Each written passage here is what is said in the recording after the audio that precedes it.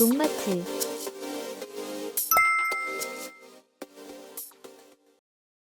당도를 높이려고 비대기부터 질소를 끊는 경우가 있습니다. 질소가 많으면 잎과 줄기만 무성해지고 열매의 당도와 품질이 떨어질 수 있기 때문에 비대기에는 질소를 줄이고 칼륨을 늘려야 한다는 이야기를 많이 합니다. 그런데 여기서 한 가지 주의해야 할 부분이 있습니다. 질소를 줄이는 것과 질소를 완전히 끊는 것은 전혀 다른 이야기입니다. 오히려 당도를 높이겠다고 질소를 너무 일찍 끊었을 때 당도가 생각만큼 올라가지 않는 경우도 있습니다. 열매의 당은 비료를 통해 바로 만들어지는 것이 아닙니다.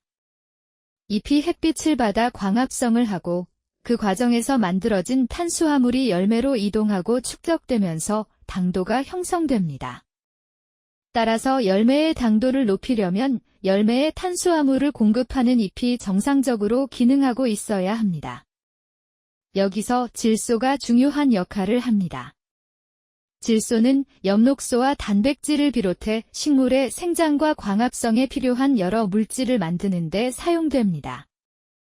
질소가 부족해지면 잎의 엽록소 함량과 광합성 능력이 떨어질 수 있고 심한 경우 잎의 황화와 조기 노화가 나타날 수 있습니다. 결국 당도를 높이려고 질소를 지나치게 제한했는데 잎의 기능까지 떨어진다면 열매에 보내줄 탄수화물을 만드는 능력 자체가 약해질 수 있는 것입니다. 그렇다고 질소를 계속 많이 주라는 뜻은 아닙니다. 일부 과수에서는 질소를 과도하게 공급했을 때 잎과 가지의 생장이 지나치게 강해지고 과실의 당도나 색과 같은 품질에 불리하게 작용할 수 있습니다. 즉, 질소는 많아도 문제가 되고 부족해도 문제가 될 수 있습니다. 중요한 것은 비대기에 질소를 무조건 끊는 것이 아니라 과도한 영양 생장은 억제하면서 잎의 기능은 유지할 수 있는 수준으로 관리하는 것입니다. 그렇다면 현장에서 현실적으로 어떤 판단을 내려야 할까요? 비대기에 들어갔다고 해서 날짜만 보고 질소를 끊기보다는 먼저 작물의 잎과 생육 상태를 확인하는 것이 좋습니다. 잎이 정상적인 색을 유지하고 있고 충분한 잎면적을 확보하면서 생육이 안정적으로 진행되고 있다면 이전보다 질소 공급을 줄이는 방향으로 관리할 수 있습니다. 반대로 오래된 잎부터 색이 옅어지거나 황화가 나타나고 잎이 작아지면서 조기 노화가 진행되고 있다면 질소 부족 가능성을 확인해야 합니다. 이런 상태에서 당도를 높이겠다는 이유만으로 질소를 계속 제한하면 오히려 잎의 기능과 전체적인 생육을 떨어뜨릴 수 있습니다. 반대로 잎색이 지나치게 진하고 새가지가 계속 강하게 자라며 열매보다 잎과 줄기의 생장이 지나치게 강하다면 질소가 과하게 공급되고 있는지 살펴볼 필요가 있습니다. 결국 비대기 질소 관리에서 중요한 것은 몇 월부터 질소를 끊는다와 같은 일률적인 기준이 아닙니다. 작물의 종류와 품종, 착과량, 생육 상태에 따라 필요한 질소량이 달라질 수 있기 때문입니다. 그리고 여기서 칼륨의 역할도 구분해서 볼 필요가 있습니다. 비대기에 칼륨이 중요한 것은 맞습니다. 칼륨은 탄수화물의 이동과 수분 조절, 과실의 생육과 품질에 관여하기 때문에 비대기 관리에서 중요한 양분입니다.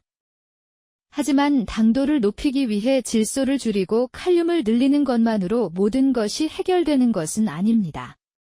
질소와 칼륨은 서로 역할이 다른 양분이기 때문에 질소를 점차 줄이고 칼륨을 점차 늘리는 방식으로 작물의 생육 상태에 맞춰 각각 필요한 수준을 유지하는 것이 중요합니다. 결국 당도가 오르지 않을 때는 특정 양분 하나에만 원인을 두기보다 전체적인 생육 상태를 함께 확인해야 합니다.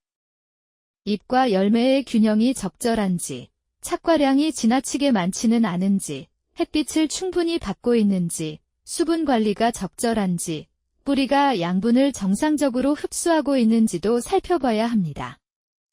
당도는 특정 비료 하나로 결정되는 것이 아니라 잎에서 만들어진 탄수화물이 열매로 이동하고 축적되는 여러 과정의 결과이기 때문입니다. 정리하면 비대기에 질소를 줄이는 것은 필요할 수 있지만 질소를 무조건 끊는 것이 당도를 높이는 방법은 아닙니다.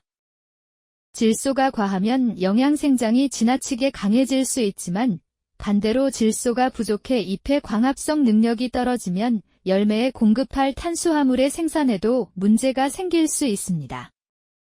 따라서 당도를 높이고 싶다면 질소를 완전히 차단하는 것보다 과도한 영양생장은 억제하면서 잎이 정상적으로 광합성을 유지할 수 있도록 생육 상태에 맞춰 질소를 조절하는 것이 중요합니다. 당도는 비료 하나를 끊는다고 올라가는 것이 아니라 잎이 당을 만들고 열매가 그 당을 축적할 수 있는 생육 환경을 만들어주는 과정에서 결정되는 것입니다. 이러한 종합적인 생육 관리와 함께 당도 관리에 도움을 줄 수 있는 자재를 활용하는 것도 하나의 방법입니다. 농마트TV의 바이오 글루콘은 포도당 생성대사에 바로 적용되어 식물이 힘들지 않고 쉽게 가져다 사용할 수 있는 전구체 생성에 도움을 주어 당도를 높이는 데 도움을 줍니다. 다만 반복적으로 말씀드리지만 자재, 비료만으로 당도가 결정되는 것은 아니며 적정한 수분 관리와 잎의 상태, 착과량, 일조량 등을 함께 관리하는 것이 중요합니다. 오늘 영상에서 도움이 되셨다면 구독과 좋아요, 알람 설정을 누르시고 계속해서 농마트TV를 통해 정확한 농업 정보를 받아보시기 바랍니다. 저희는 매일 영상이 업로드되고 있으니 다양한 농업 관련 지식, 정보, 자재 등을 농마트TV를 통해 접해보실 수 있습니다. 특히 농마트TV에서 소개해드린 제품들은 저희가 직접 선별해서 검증된 농자재만 취급하고 있습니다. 제품 구매는 영상 설명란이나 댓글에 있는 링크를 통해 농마트 공식 사이트에서 구매가 가능하며 쿠팡, 네이버 스마트 스토어에서 온라인 주문이 가능하며 전화로도 주문이 가능합니다. 네이버에 농마트TV라고 검색하시면 더 쉽게 찾아보실 수 있습니다. 비료, 영양제, 토양개량제부터 농업에서 꼭 필요한 자재들까지 농가분들께 도움이 되도록 구성되어 있습니다. 특히 해외에서 검증된 자재들과 비료들을 직접 수입하고 있으니 더 다양하고 더 저렴한 가격으로 만나보실 수 있습니다. 또한 시기별 할인과 이벤트, 묶음 특가, 그리고 실제 농가에 도움이 되는 프로모션도 계속 진행되고 있으니 꼭 놓치지 마시고 꼭 확인해 보시길 바랍니다. 특히 전화 또는 매장에 찾아오셔서 상담도 가능하니 많은 관심 부탁드리겠습니다. 앞으로도 현장에서 바로 써먹을 수 있는 정보와 효과로 증명되는 농제자만을 정확하게 전달해 드리겠습니다. 다음 영상에서 더 중요한 내용으로 이어가겠습니다. 농마트TV 구독과 좋아요, 알람 설정 부탁드리면서 오늘 영상을 시청해 주셔서 감사합니다.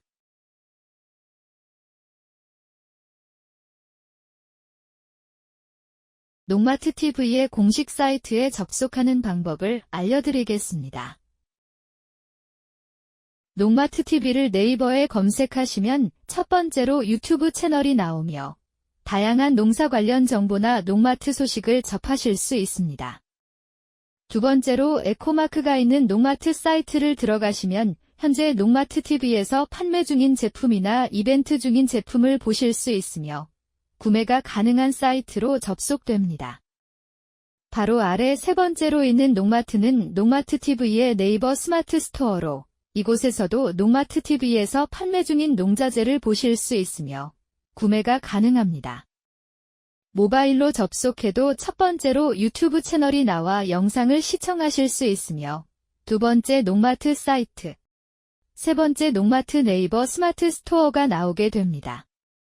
네이버 스마트 스토어에 접속하셔서 알림받기를 해놓으시면 다양한 할인, 이벤트, 쿠폰 등에 대한 알림을 받으실 수 있습니다. 다양한 방법으로 농마트TV에 대한 접근이 가능하니 많은 관심 부탁드리겠습니다. 이어서 현재 진행 중인 1+1 이벤트 중인 제품을 간단히 소개시켜드리도록 하겠습니다. 생선과 천연미네랄을 유용미생물과 발효시킨 아미노산제 생선아미노 10리터, 규산 및 유기산, 활성아미노산과 각종 미네랄이 복합된 종합영양제 보난자 슈퍼 1리터, 동해와 냉해 예방 및 수정률과 광합성 능력 증대 복합 기능성 제재 수정광 500ml. 수용화된 정제황과 은이온 함유로 균에 특화되어 있는 제5원소 3종 살균 제500ml. 수용성 규산과 황전량의 조합이 바탕인 병해충 방제, 침투와 화산 및 약흔 방지, 거품 감소 효과를 지닌 그린팩 1리터가 있습니다. 이외에도 다양한 제품들이 판매, 행사 중이니 앞서 안내해드린 농마트 사이트에 접속하셔서 작물과 재배 환경에 맞는 자재를 확인해 보시기 바랍니다.